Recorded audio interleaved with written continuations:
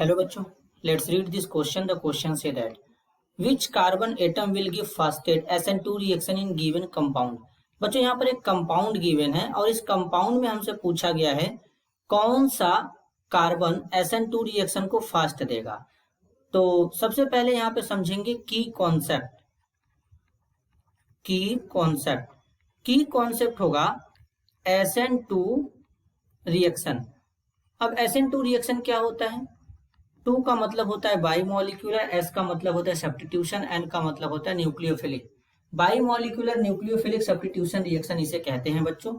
अब ये रिएक्शन जो होता है एक ही स्टेप में होता है, कार्बोकेटायन का फॉर्मेशन नहीं होता, ट्रांजिशन स्टेट का फॉर्मेशन होता है इसमें।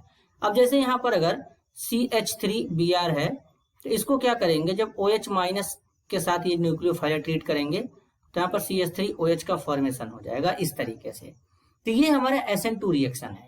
यानी अब OH माइनस यानी न्यूक्लियोफाइल जिस कार्बन पे अटैक करता है, जैसे यहाँ पर कोई कार्बन है इस तरीके से, यहाँ पर X लगा है, CH3 CH3 CH3।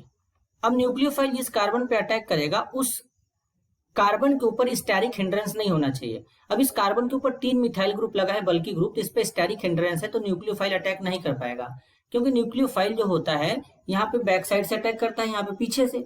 जब ये अटैक करने जाएगा तो इनमें बल्कि ग्रुप और न्यूक्लियोफाइल में रिपल्सन हो जाएगा, तो ये इसको अप्रोच ही नहीं कर पाएगा, तो रेट ऑफ रिएक्शन नहीं हो पाएगा, कम हो जाएगा।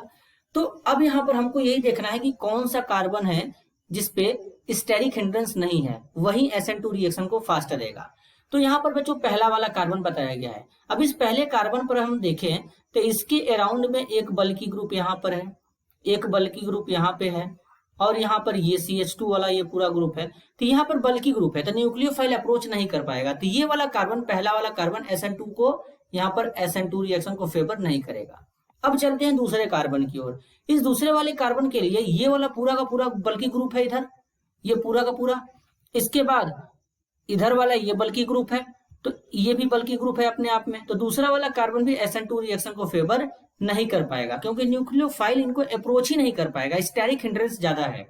अब अगर तीसरे कार्बन की बात करेंगे बच्चों यहाँ पे, तो तीसरे कार्बन के केस में इधर ही केवल ये ग्रुप है, इसके बाद तो यहाँ पर 3 हाइड्रोजन है, और अगर 3 हाइड्रोजन है तो यहाँ पर ये स्टेरिक हिंड्रेंस नहीं है।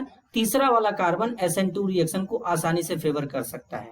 और जबकि चौथे कार्बन को देखेंगे तो यहाँ पर भी स्टेरिक हिंड्रेंस है, तो ये भी SN2 रिएक्शन को फेवर नहीं कर पाएगा। तो इस क्वेश्चन के लिए जो करेक्ट आंसर होगा कार्बन, थर्ड कार्बन, यानी तीसरा वाला जो कार्बन होगा वो SN2 रिएक्शन को फेवर करेगा, क्योंकि इस पर स्टेरिक हिंड्रेंस नहीं है।